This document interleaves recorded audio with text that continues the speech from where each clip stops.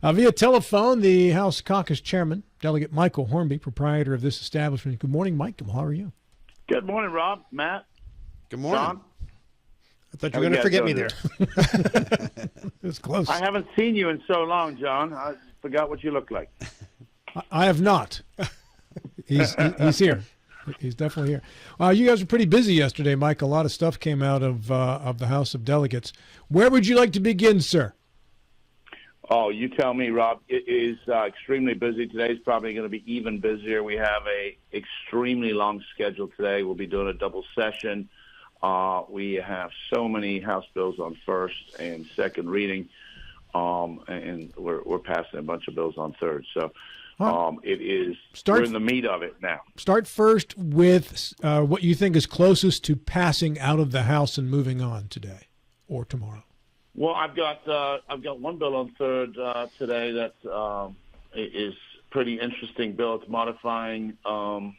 It's helping people that are in horticulture from local fees and control. So it's removing some red tape. It's kind of for a constituent out in the mountains area. He's trying to do a microgreens project with a couple of greenhouses up there, and regulations are stopping him. So we've kind of got that going. That's on third reading. I've got a number of bills in the Senate side. They're kind of parked right now because they're obviously trying to run their Senate bills.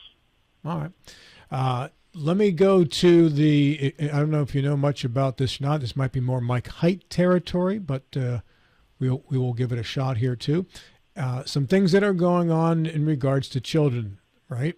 So there was one bill, House Delegates will consider a bill meant to limit the number of times children can be moved from home to home. This was passed yesterday. Foster children, yes. Can you address that one? Yeah, that was Adam Burkham's bill. That's as I've told you in the past, Adam and Jonathan Pinson and a number of other delegates have been really trying to address the foster care system. They are in that field themselves. They have a number of foster kids.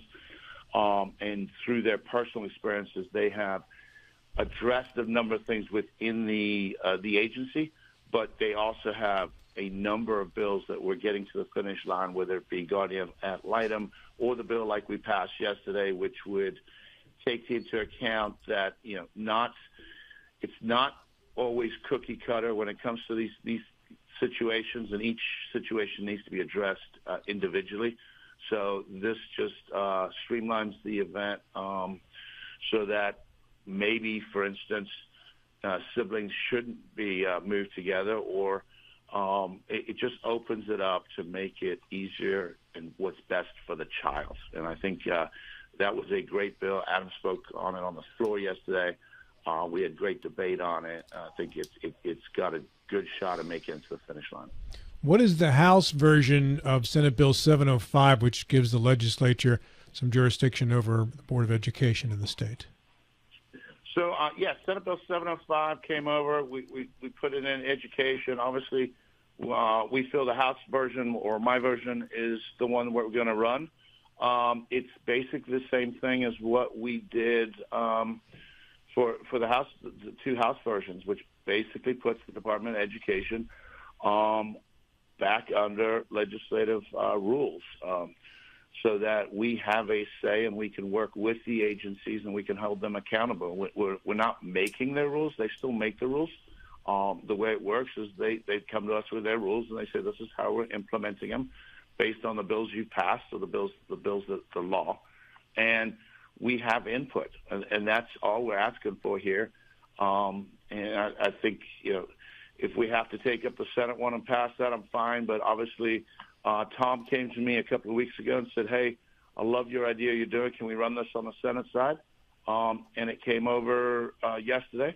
But, they have our version sitting over there for a couple of days now. Mike, what's changed in 2 years since the voters decided on this issue? Well, I think politically, Matt, if you remember that whole election, is when our past governor traveled around the state and he was fighting with the Senate. And I think that really skewed the voters. Berkeley County overwhelmingly voted for this, and we feel this is the right time. I think the Supreme Court got it wrong.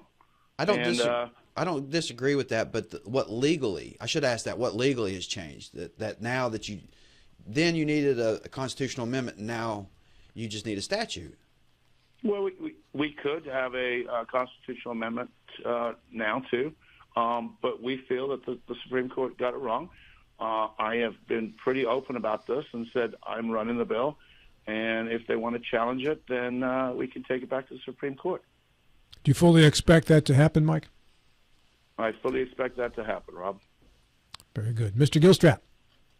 I'm very curious that there seems to be a different feel to this session than the last session of the Justice Administration. We haven't heard a lot about Governor Morrissey in the last few weeks, other than the fact that we know that the two of his big priorities, certificate of need and the vaccination issue, just they didn't pass. Is he less of a factor within the caucus now than Governor Justice was? No, I don't think so. I don't think that's the case at all. While those two bills did not pass the House, the House does what the House does. We whether it's the governor's bill or the Senator's bill, we're 100 people and we all have a voice and a vote. So I do think Governor Morrissey has a number of bills that are passing. I think he is in Martinsburg tomorrow signing. I think he's with RFK. He's signing the food dye bill. He's got the cell phone ban that he had. He's got another big, great bill to do with microgrids. Don't ask me to get into that because obviously that's in energy and I'm not on that. But it is going to be a game changer for energy, commerce, and jobs. I think that's going to be a big win for him. But they manage in very different ways. I think Governor Morrissey is very hands-on, and he's just come into office, so he's getting his ducks in a row. And we feel like we've got some really good policy coming out of the House and the Senate. By the way, I'll give Senator Grady some props. That discipline bill's made it through. I think it's passed on the Senate side too, that we sent over. So that's a big win for us as a state. I did get a text about that, Mike, that Morrissey and Kennedy will be in Martinsburg tomorrow to discuss food dye legislation and changes to the SNAP benefits program. Do you know anything about the changes to the SNAP benefits program? Has that filtered down to the state level? Yeah, I mean, I think the changes are what you can use. We've got some issues there and what you can use your SNAP benefits for. Whether it be soda or candy or things like that. I think there's some changes coming to the food dye. We're kind of just aligning ourselves with where the federal government's going. The synthetic food, eventually I voted no. I voted yes for it originally, and then I changed my mind and voted no. It still passed, but it's a piece of legislation a lot of people find very important. Why did you vote no, Mike? In the end, I voted no. I kind of changed my mind on the floor. Marty Gearhart was speaking, and I went back to raw milk and the freedom. If I want to eat Cheetos that have red food dye, and as an adult, I had no problem with it being in our schools, banning it in schools, or at the state level, if the state's doing something. But if I want to eat Twizzlers with red food dye as an adult, I have that choice. I'm a smoker. I make that choice too. So I didn't like the ban on that in the end, and that's where I landed on that.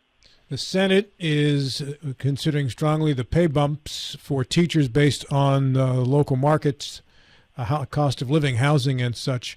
Mike, that I believe is going to move on to the House. I think it looks like it's pretty strong that way. Jason Barrett talked about it yesterday.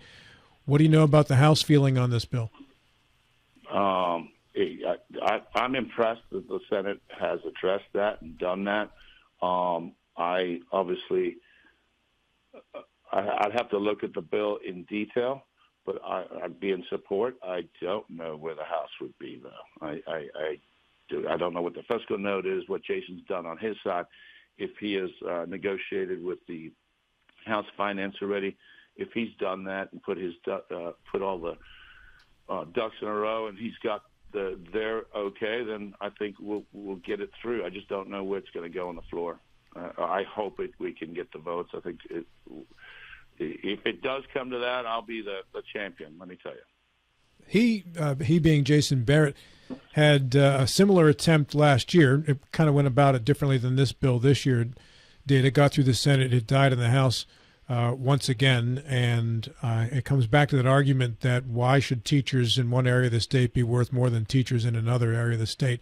That feeling that a lot of folks have. I think the southern end of the state gets blamed for that feeling a lot. I'm not sure how accurate that is or not, but do you think that feeling is still prevalent? Well, I mean, Jason did it a couple of different ways. He was just trying to get a study done last year, and that fails. Yep. But they are getting paid differently. The House is a little different. Once we get that over here, I will get you more accurate numbers and a better feeling. But really, we're focused on House bills. I think it's a great idea. I thought when it passed out of, I believe it passed out of education and went on to finance on the Senate, I heard about it. And I thought, Jason's just going to sit on it. But I guess he worked it, came up with the money to fund it. And I think he tampered it down just a little bit. And, I mean, I would certainly support that bill if it came over here, and I would definitely use up as much political capital as I could to get that bill passed. You were saying, Matt? I think there is a disparity in pay if based on cost of living. I mean, Clearly. They say you can't pay teachers different in one area. It's not fair. Well, you're currently doing that by not having some sort of price or pay adjustment in place for those in this Panhandle and other places in West Virginia. It's just the argument to me is illogical because it's based on the fear that teachers in Mason County, for instance, would flee to Berkeley County because the salary was, let's say, $10,000 more. But if that was true, the inverse would also be true in that teachers in Berkeley County would just move to Mason County and teach because your paycheck would go a lot further when you're not having to buy a house for $400,000. So and that's not happening. They're referencing McDowell County, where the cost of an average house, the median cost of a house is $35,000, and a teacher making $50,000, and that's your annual salary is more than the cost of the house. Versus in Jefferson County, where the median house cost is $360, I believe it is, or higher. So let's say $400. So, well, the median is $300 from the realtors we've spoken to. That's what they say. But regardless, it's still a lot more money than most teachers can afford. Hey, Mike, I want to talk a little bit about process here. As all these bills are being passed and then crossover day is coming and there's going to be a big flurry of activity. This session started with sort of a surprise announcement of a $400 million deficit that a lot of members in both houses had a hard time really defining where the $400 million deficit was. Is that kind of a shadow that hangs over everything as you pass these bills? And does everything, where is the test to make sure that each of these programs is affordable, and I'm using theoretical finger quotes here, within the confines of the budget as the governor sees it? So here's the reality. Nobody's talking about the $400 million deficit down here. The governor sent us a balanced budget. He sent us revenue, and he sent us a set of spending. What our House and what the Senate Finance committees do is they open up that spending, and as each bill, any bill that costs money goes through the Finance Committee, whether it's on the House side or the Senate side. This year, I think we are doing the budget. So every bill that comes through House Finance is then checked off. So let's say ABC bill costs $20 or $20 million or whatever it is, that gets put into the budget, either the front or the back, however they work that out. And in the end, we will pass a balanced budget based on the budget that the governor sent. It may be different. The spending may be different, but we go off his revenue. So all those kind of checks and balances, everything that has a fiscal note goes through finance and is attached to that. So The Senate's version may be different, but if we don't take up a Senate bill that has a fiscal note, that doesn't go into our finance or our budget. So something like... Does that make sense? Yes, it does. So something like this market-based pay for teachers, which was not assumed in the original budget process. Yes. That money has to come from something else, right? It's a zero-sum game. You are exactly right. So did the Senate identify, or is it in the process of identifying where that money what gets cut in order to pay for that program? So I would say, Jason's probably identified somewhere where he said, hey, this is where that money's coming from, and this is how we're doing it. Whether we in the House agree or not is where we come to the negotiations. If we think that this is a great idea and we run that bill, the two chairs will obviously they talk all the time and they relay information. Where did you think this money should come from? Where did you think the cuts should come or the money should come from? What revenue source should it come from? And they talk and negotiate, and that's kind of how it works. If we don't think that's a good idea and our finance chair says, hey, this is not going to happen, we can't afford it or whatever it is, then we don't put it into our side of the budget, and that's where the negotiations start. That's where, we start talking amongst each other. How has the progression of the Matt Harvey bills been so far to this point while I have Matt Harvey in studio, Michael? Yeah, we got to take his name off them, I guess. They're in the Senate. They're sitting there. They got parked for now. Obviously, the vaccine failure has raised tensions in the Capitol a little bit. So, a lot of the House bills are just sitting waiting. We're running House bills on the House side. They're running Senate bills, and we've still got plenty of time for the Senate to run all these House bills, and we've got plenty of time to run the Senate bills. Crossover day is not till next Wednesday, correct? Yeah, we got to have everything out of committee by this Friday so that they can be run 3 times. So we're not meeting Saturday, but we are meeting Friday night. So everything should be out of committee technically by Sunday, but we're not meeting. I don't think any committees are meeting on Saturday or Sunday, so everything's going to be out of the committee stage by Friday, and then we'll have Monday, Tuesday, Wednesday to get them out. Let's talk about that vaccination vote, Mike, because it caught some people by surprise. It was overwhelmingly defeated in the House. I think it was, 56 to 42 with 2 people abstaining from voting. Were you surprised by that outcome? And then talk to me a little bit about the tensions afterward. So I think that bill would have passed if they had taken it up Friday.